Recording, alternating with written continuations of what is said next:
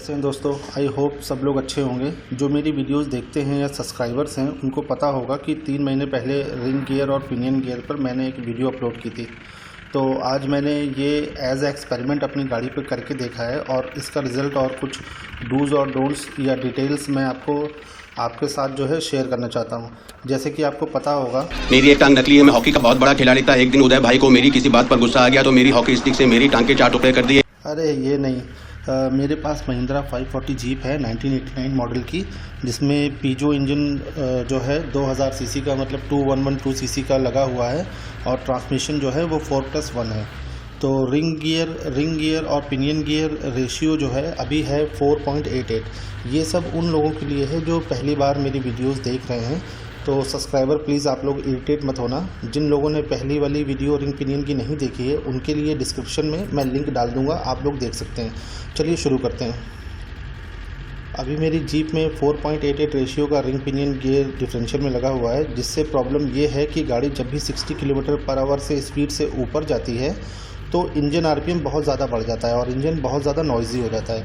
अभी ट्रांसमिशन जो लगा हुआ है वो KMT 90 लगा हुआ है, मतलब 4+1 गियर बॉक्स का है, यानी किया मैनुअल ट्रांसमिशन। मैं ऑफ रोड नहीं करता और 4x4 गियर बॉक्स जो है वो मैंने निकलवा दिया है। तो अनवांटेड नॉइज़ से बचने के लिए मैं रिंग पिनियन गियर चेंज करने का सोच रहा हूँ। आप चाहो तो ट्रांसमिशन 5+1 करवा सकते हैं, उससे भी प्रॉब्लम सॉल्व हो जाएगी। अच्छा, थोड़ा सा रिवाइज़ कर लेते हैं कि जब प्रोपेलर शाफ्ट जो है 4 बार घूमता है तो टायर 1 बार घूमता है।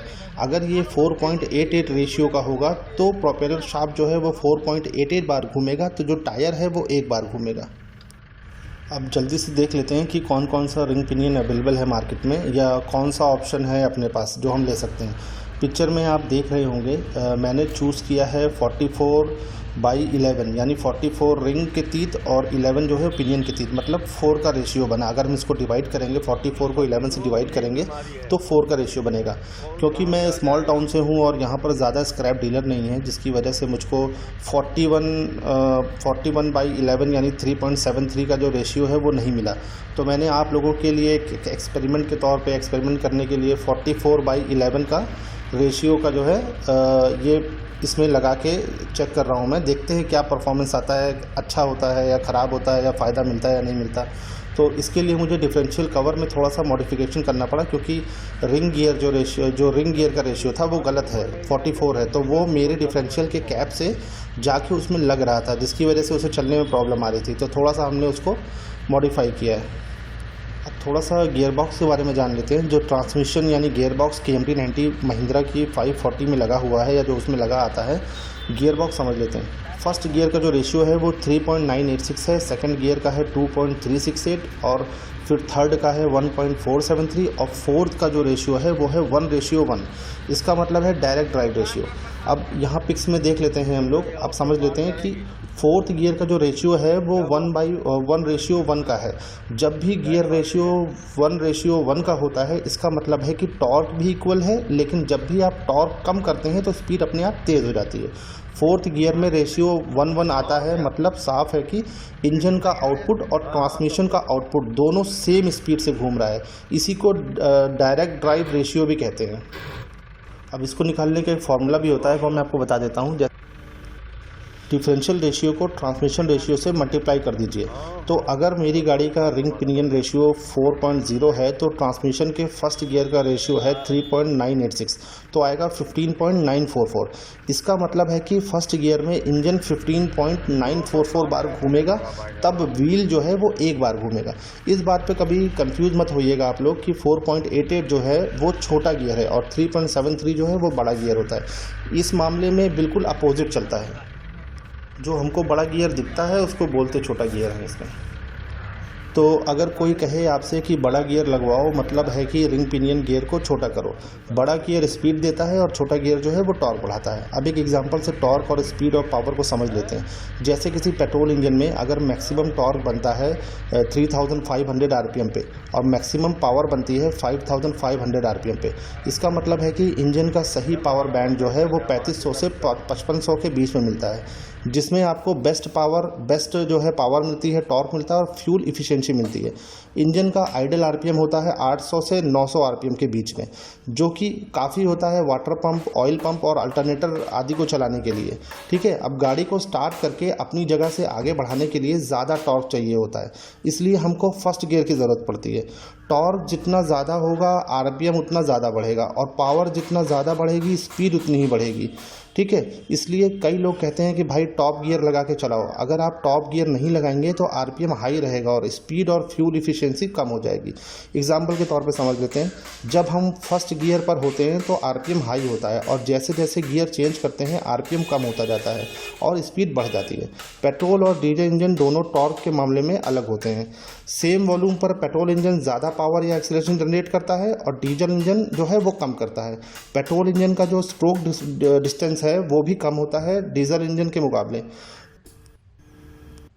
डीजल फ्यूल और लार्ज स्ट्रोक की वजह से डीजल इंजन जो है वो बहुत ज़्यादा टॉर्क प्रोड्यूस करता है, इसीलिए पेट्रोल इंजन का ट्रांसमिशन गियर रेशियो लो होता है कंपैरिजन टू डीजल इंजन। ऐसा आप लोग वीडियो एंजॉय करिए, लास्ट में हम लोग स्पीड टेस्ट करके देखेंगे कि क्या रिजल्ट आता है।